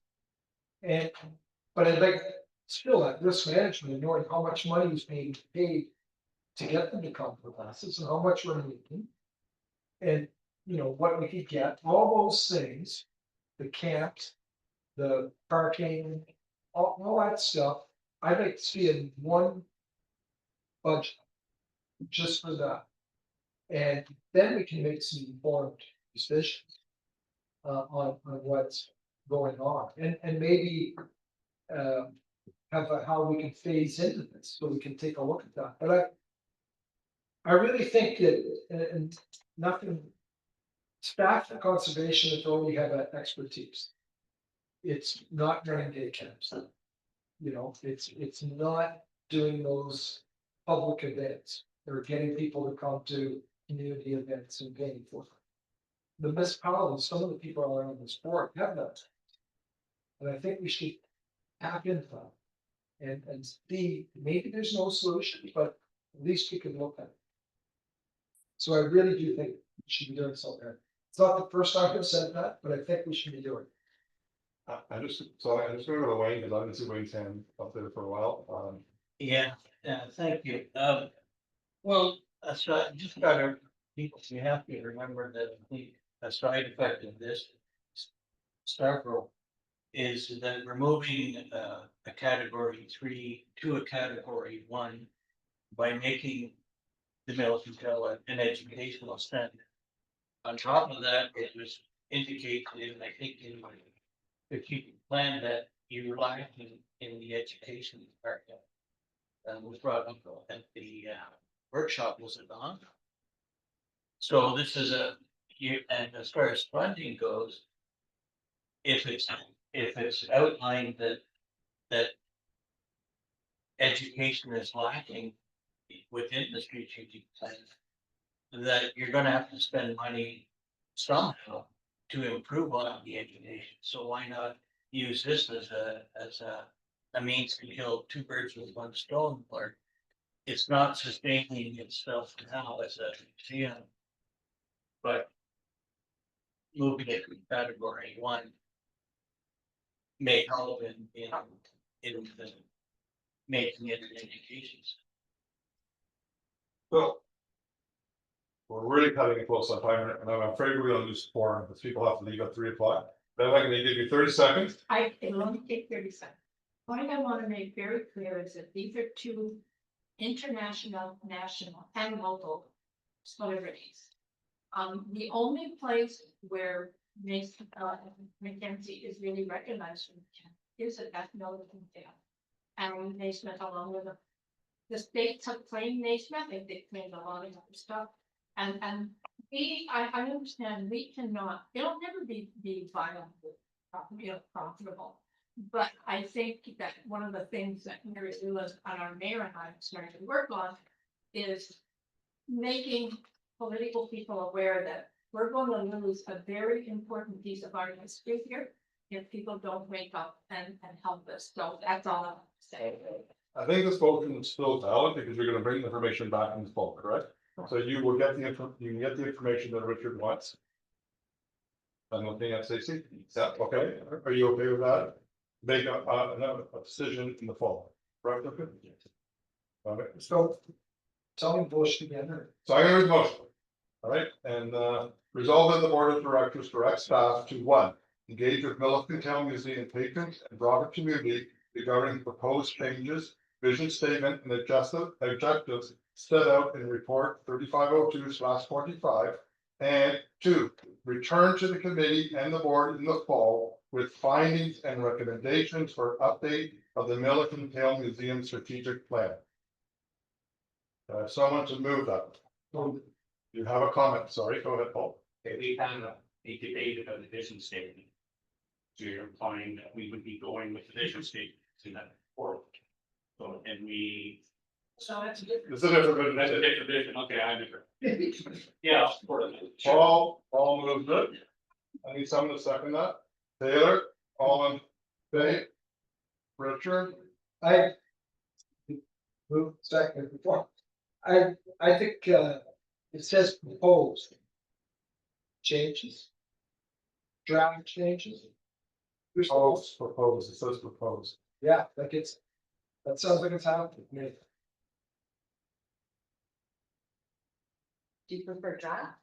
Say draft. Yeah. We will change it to regarding draft changes. And vision statement objections set out in the report. We'll go with the same mover and seconder, is that fine? All in favor? There. It is 3 o'clock, we still have 3 items left in the agenda. Otherwise, Fire. we're only gonna do 8 and 9 then, because my apologies for not watching the clock, but we've had some really good discussion. It's one of the first, I can't remember the last time we had a board meeting, so much discussion, it was really good. So my apologies for not watching the clock, I'll be more on that next time, or if the event's long. We not, can you not ask, specifically states, everything So I'm asking, can you stay around 15-20 minutes? here? Yeah. Okay, we'll continue. Yeah. Item number 8, fee update, presentation by Stacy first.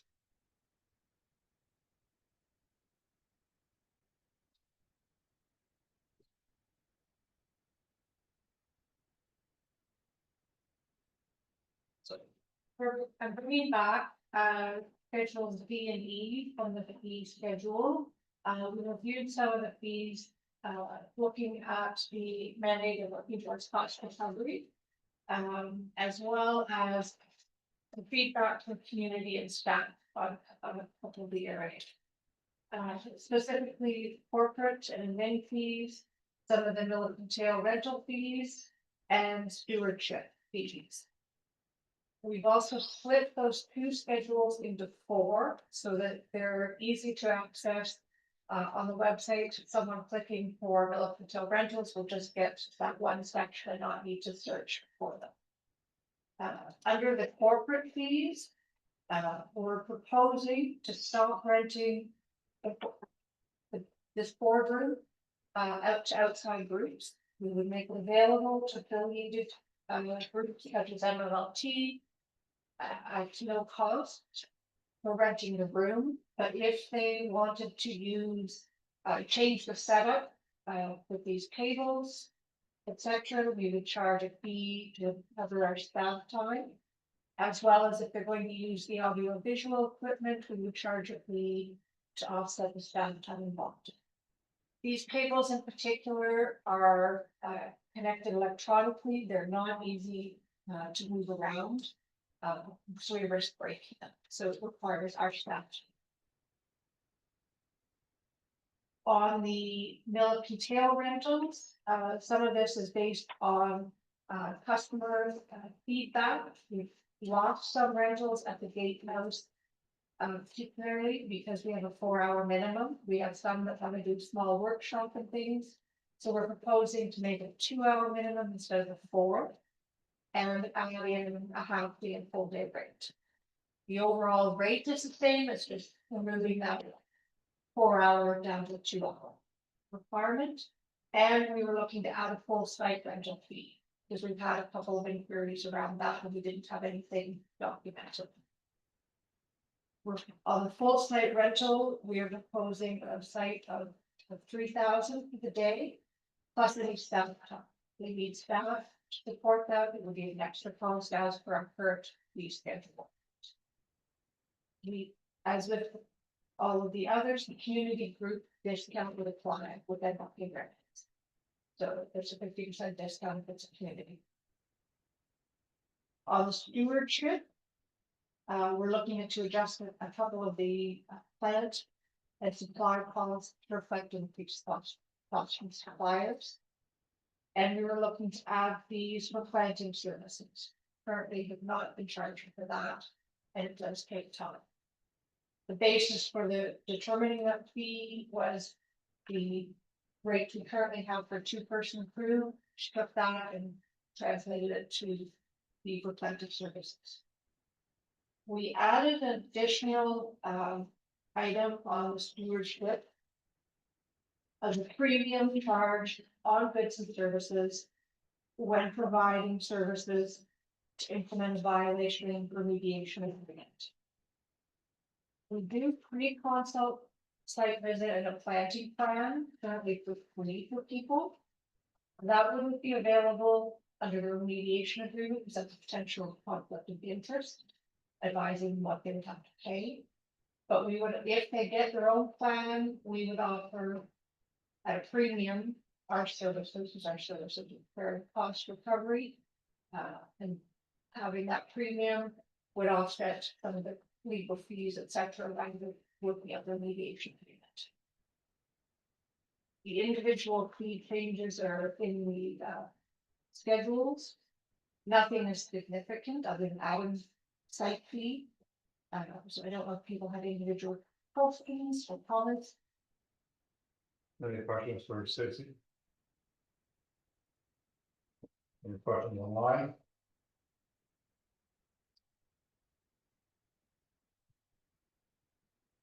Seeing none. Oh, sorry, Margaret. No, it's just a comment. I saw in some cases, the reduction in cost and obviously original cost probably deterred potential renters. That would be regionally, the 4-hour minimum down to 2-hour. Yeah, and I think that makes it much more attractive to the public. The intent there is to hopefully actually increase rentals. Yes. But there are problems with that gatehouse, and we experienced them when we tried to have that strategic plan workshop there. So if we're going to charge market rate for rental for a meeting space, that's going to require infrastructure, we better provide it. It's a worthwhile investment. Any other questions, comments?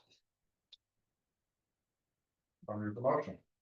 That the board of directors approve A, revision of the MVCA's 2025 fee schedule as outlined in report 3500/25.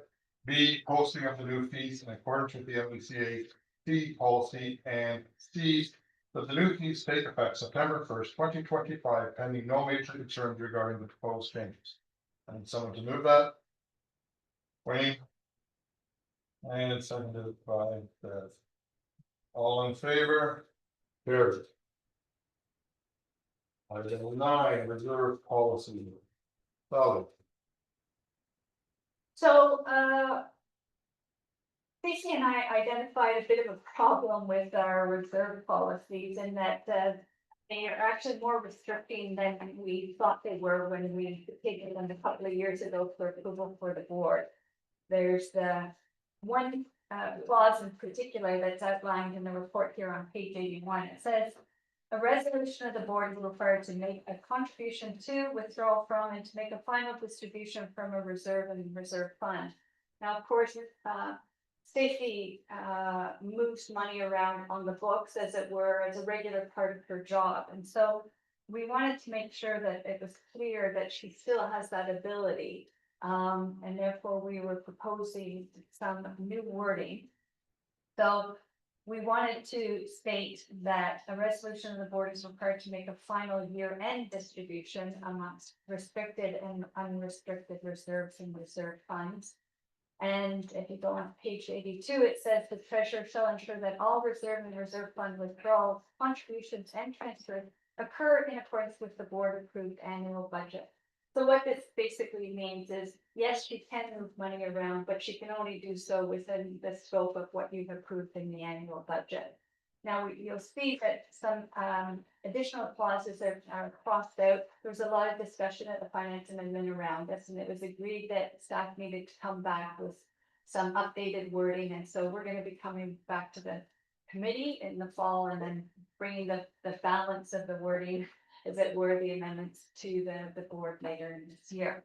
But it was felt that the FNA was comfortable with the front end of the motion that we could approve that wording this round. So I'm only asking you to approve the wording I just wrote to you. Any questions or comments, both? Anything online? See anything? All right, I'll read the motion. Resolved that the board of directors approve the amendment of the reserve policies as set out in the report 3501/45 as amended by the Finance and Administration Advisory Committee. I need someone to move that. Paul? Seconder? All in favor? Carried. All right. We have two of them.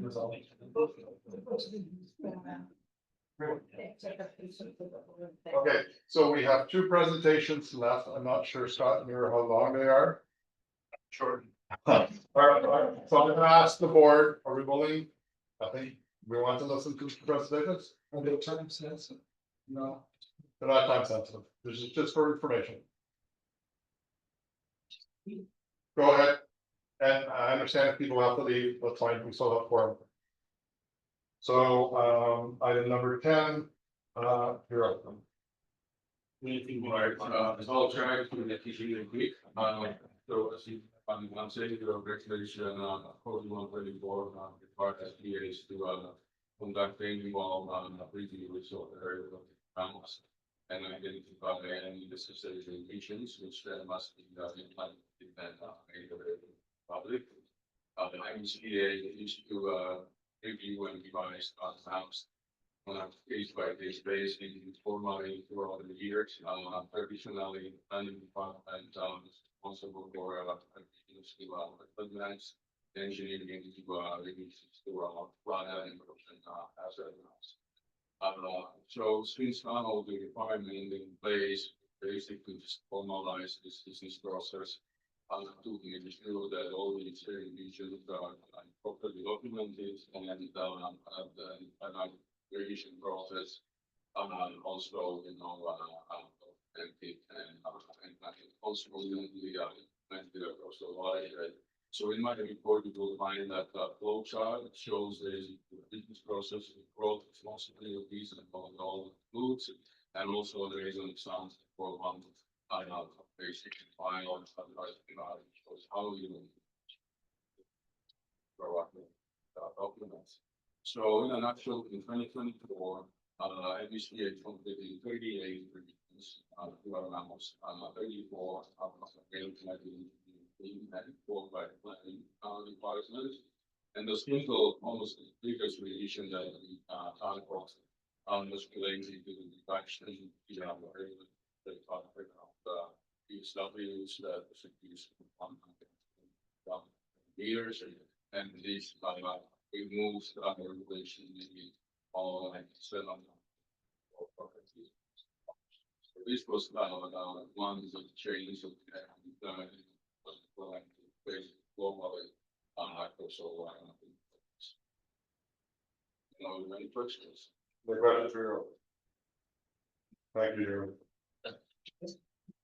Item 11, land inventory update, Scott. So we've actually spoken about quite a few different initiatives throughout the meeting. So in 2024, the board approved a land inventory report, prepared to meet the requirements of the CAI. And there's periodic reviews and updates that need to be done to the inventory report. So we've talked about, since the report was approved, we talked about some of the changes that have been made. So in regards to property divestment, we focus on KMP, identifying various tenant preferences across our 35-kilometer stretch. We've also negotiated as close as we've ever been with the counties to be able to divest of that property. We have beach property at Thompson Canal, where we now have we've resolved long-standing title issues up there. We have now a draft art plan that's in place to be able to hopefully look at transferring that property very shortly to North Putnam. On the water control side, we started with our Lanark dam, so we have a completed brand new registered plan for Lanark that lays out all the property ownerships along that dam. We are in the process of formalizing easement plans to be able to make proper public safety measures, proper adjustments. So installing a new public safety boom to go through there. At Castlemackinac, which again is another key project, we were working with the landowner there to conduct a survey to establish ownership boundaries up there. We expect a draft power plan by the end of this month for us to be able to comment on for our review. We also have Catamika, so we've contacted a survey group there to prepare a similar art plan for that property to capture easements that were used by MVCA to access, also to service the dam, part of the dam of safety, as well as easements in place for a public portage. And then in future, as we're looking forward to all of our properties. We're going to be prioritizing as we go along those properties that either have depending chemical improvements that are going to be associated with the property, or if there's any sort of plan that so we're going to be working on prioritizing and moving through our list to be able to take out all the work. Thank you. Any questions from Scott? So that's the annual report we have today. Scott, okay. All right, thank you. My apologies to your own Scott for rushing you in your presentation. That's Paul Lee as the chair, not watching the time. And time for adjournment. Result of the board of directors meeting be adjourned, moved by Paul. We got to accept that. That's the report we have to do. Well, Great. I don't think so. Okay. Seconded by Taylor, all in favor? Yeah. Very Thank you. See you in September.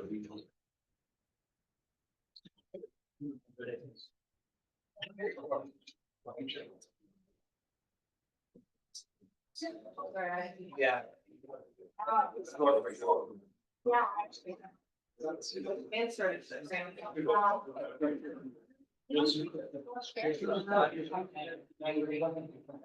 We were all.